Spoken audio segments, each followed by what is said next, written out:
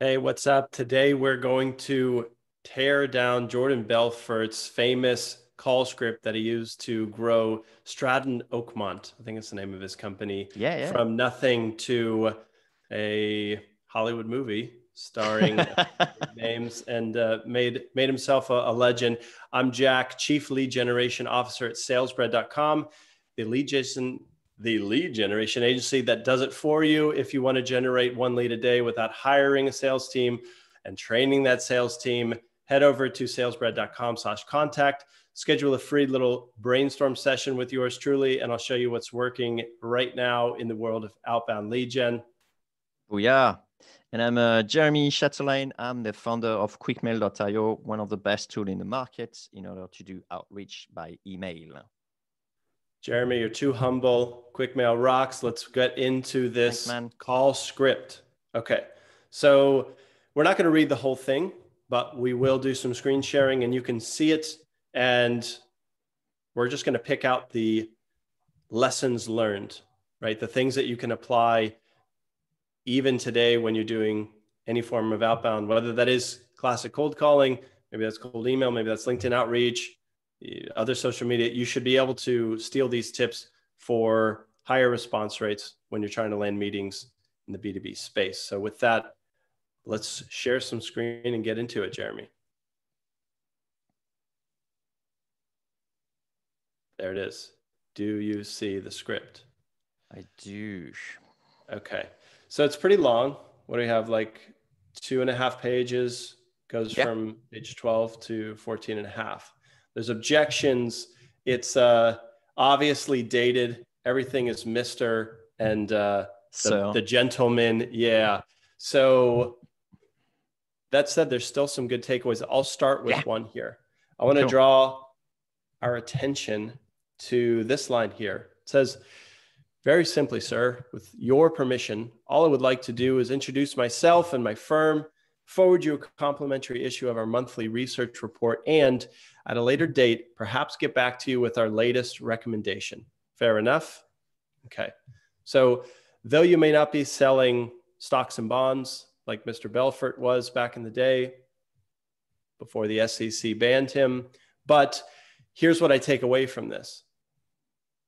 This is a classic instance of the foot in the door principle. When you reach out cold to a prospect, it's not a good idea to move them along to a proper sales call in that very first message. Instead, break it down in chunks.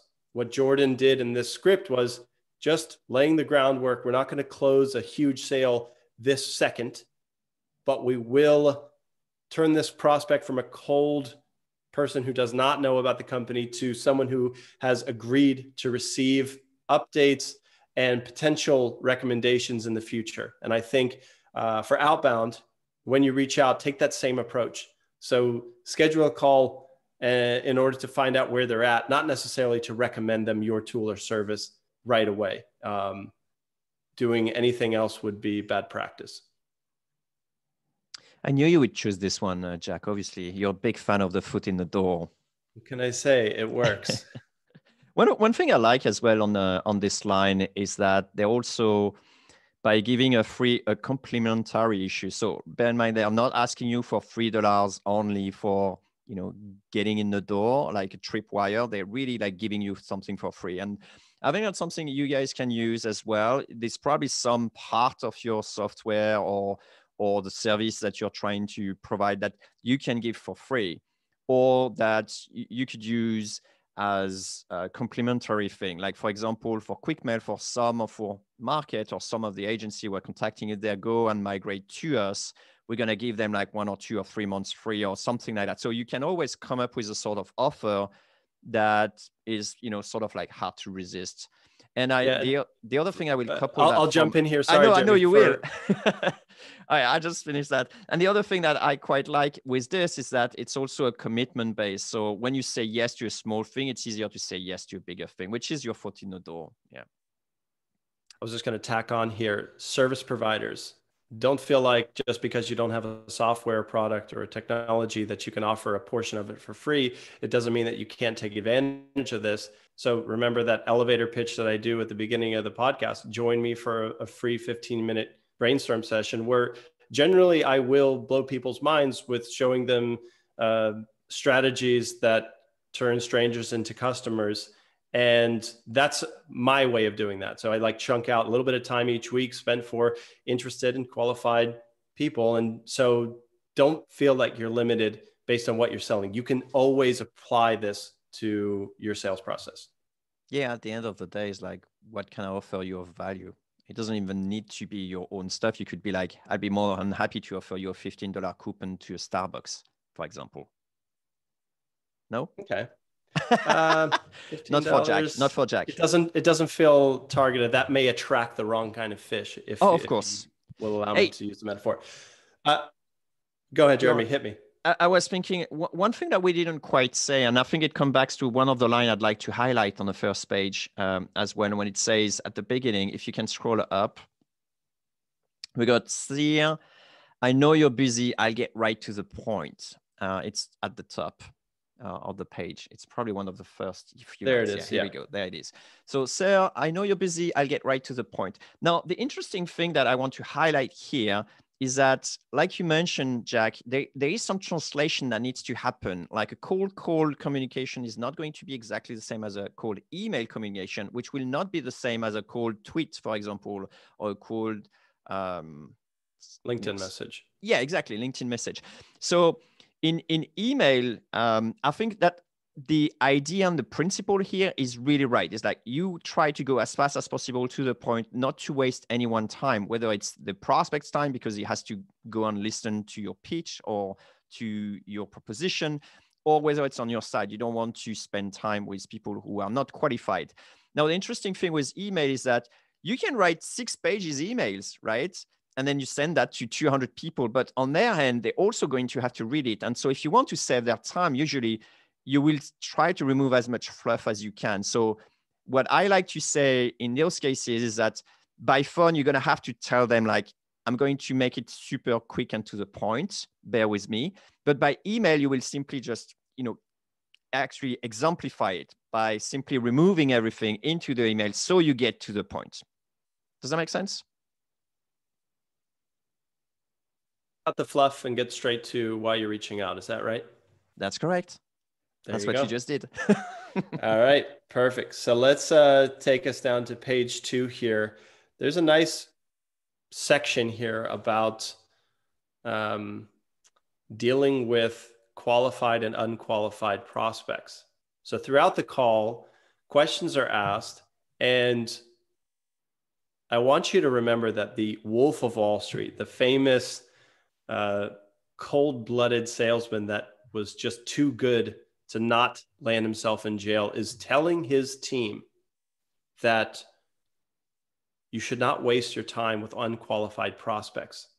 Okay, so this is obvious on the surface level, but what that means for anybody doing B2B outreach is, number one, please do not put an unqualified prospect on your list. Granted, some markets, you don't know for sure if somebody's qualified or not.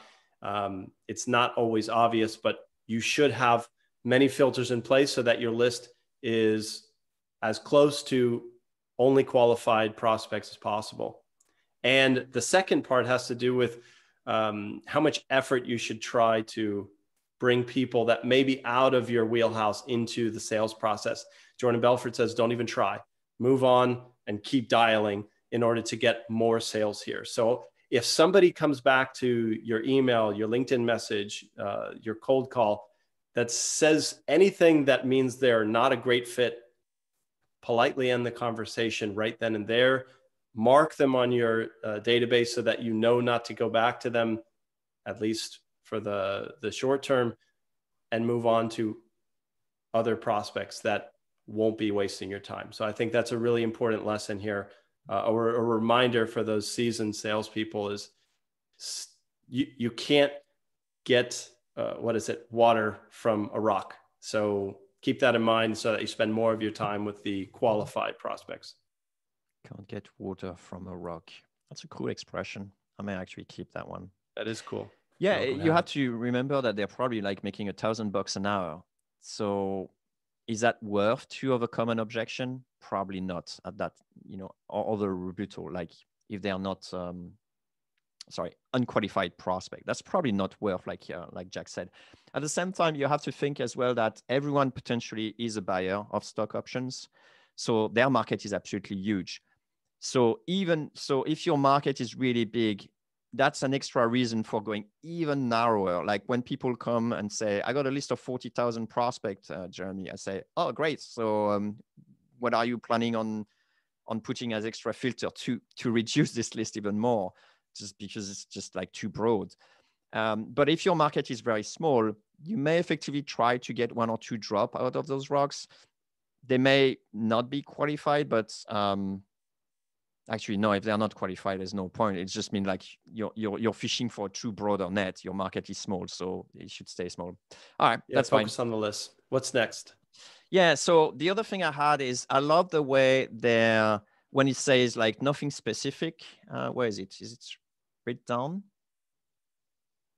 If you go scroll down and it says, no, maybe it's a bit above.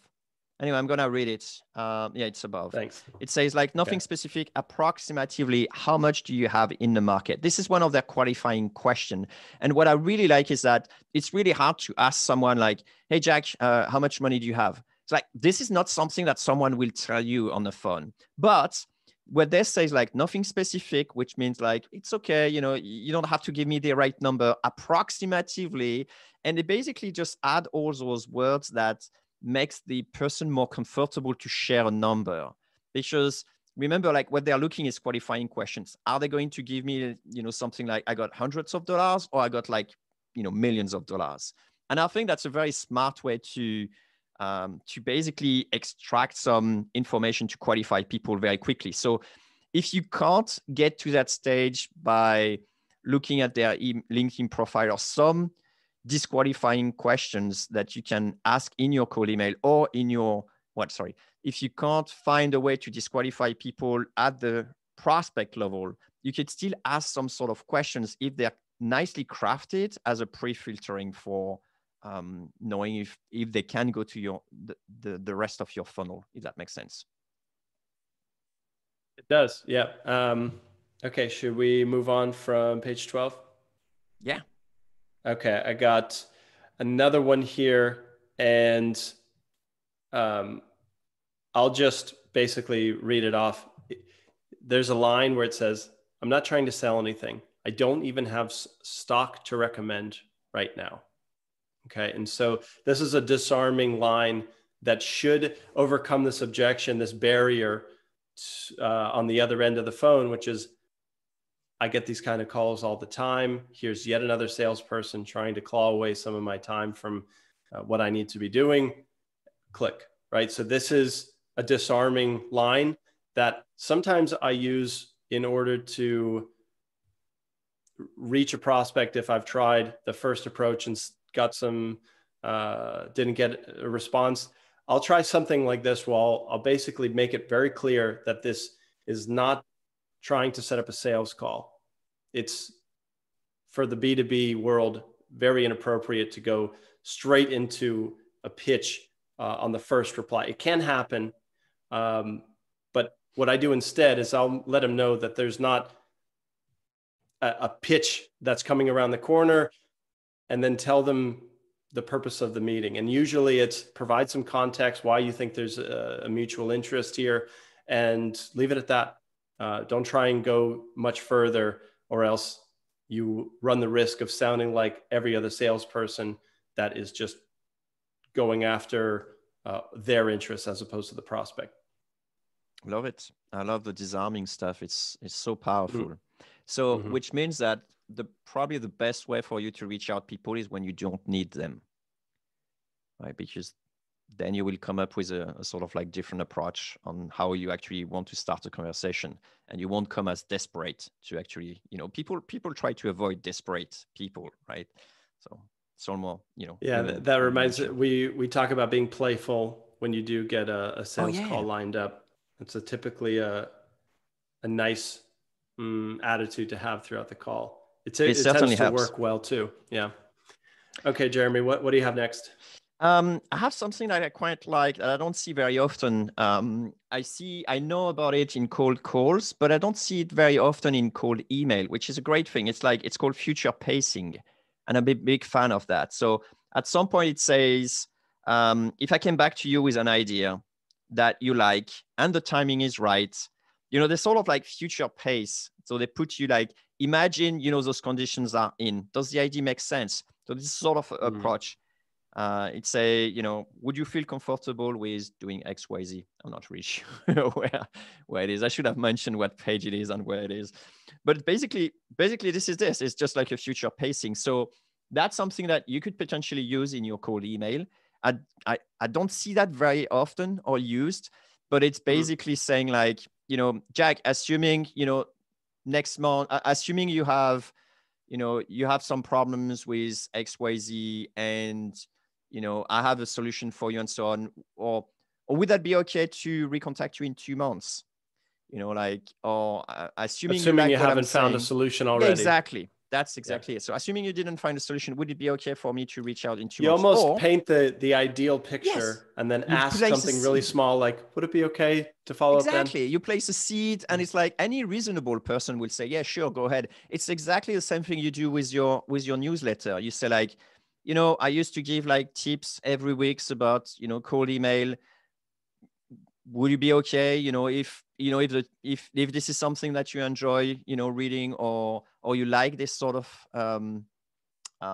those sort of emails, would you be okay if I add you to my newsletter? It's like, it's no big deal. It's like, sure, let's do it. I like this sort of like future pacing. You put the person into the right mindset and the right condition, and then it makes it like, yeah, why would I say no?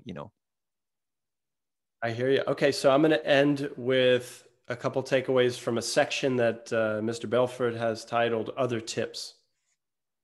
Okay, so I'm going to listen to what the man says, the dated line here. I'm going to say, be a good listener, highly underrated skill. And even if you're not on the phone with prospects, when you get feedback from your emails, from your LinkedIn messages, don't ignore them. Use that to inform future variations that you test so that you get closer and closer to the perfect message. Be a good listener. You can't really do well in sales without that skill. And really, like practically speaking, what that means is turn off the dialogue in your head and do nothing but hear the words that person is saying. Give it a moment to process. It may sound like you're speaking very slowly, but on the other end of the call, they don't really notice it. In fact, you're going to be a lot more fun to talk to because you've listened, even if it takes you a little bit longer to form that next thought and sentence. The last one is never be discourteous to a prospect. Jack, no, really, like Jack, all those emails that say, I'm annoyed you didn't reply to me, kind of thing, like in their follow-up. It's so, it doesn't work. It never does. Yeah. So there's a line. It says, thank every prospect, good, bad, or indifferent, for their time. And I think it's a nice reminder that you don't have to be anything but courteous to people that have been kind enough to get back to you. And if that sounds obvious and you've already put in practice, great. If not, this is a way that you can stay energized throughout your sales day. If you take turns into anger frequently, that's not helping you. It's not helping the prospect. So nice reminder from Mr. Belfort. Thank every prospect, good, bad, or indifferent, for their time. That's right. And you think about it, it's even worse with cold email because you do it at scale. So all you have to do is to be frustrated at the time you're writing your follow-up, and then suddenly your frustration gets multiplied for everyone. No, it's a great reminder. Thank you, Jack. You got anything else? Yeah, I think we should mention that this video is sponsored by our course. Do you want to go for it? Course.quickmail.io is where you can check out everything Jeremy and I know about cold email put into a nice, tidy package with a bunch of videos and walkthroughs. It's taken 3 years in the making and pretty damn good, comprehensive stuff. So if you like this kind of content, you probably will have a lot of fun going through the different sections, from deliverability to email writing to reply handling and automation, how to outsource stuff. It's pretty much what I don't want the, let's say, cold emails of the world to know, that, yeah, basically the secret's out, so to speak. And I think our course members might nod to that. Did I miss out on anything, Jeremy? My favorite thing actually is that it's not just a course for, just the sake of a course. I think my favorite video is when you and I just Zoom and spend an hour just crafting a campaign, like a real campaign. And that got us like 25% reply rate. 26. And so, yeah. 26, sorry. And then you could see that effectively, this is not a 5 minutes job. There is a lot of thought process that goes into it. And yeah, it's a long video, but it's very well worth. Yeah. All right. And I'll end with one bonus tip. Be consistent. Don't be a fair weather outbound sales 20-mile march, man. That's right. A little bit every day will take you further than trying to fit it all into a single afternoon. So be consistent with your outreach. It pays off. Jeremy, thanks for a great and interesting teardown on Jordan Belfort's cold calling script that made him a multimillionaire. Thanks, Jack. Great cast. Oh, yeah. All right.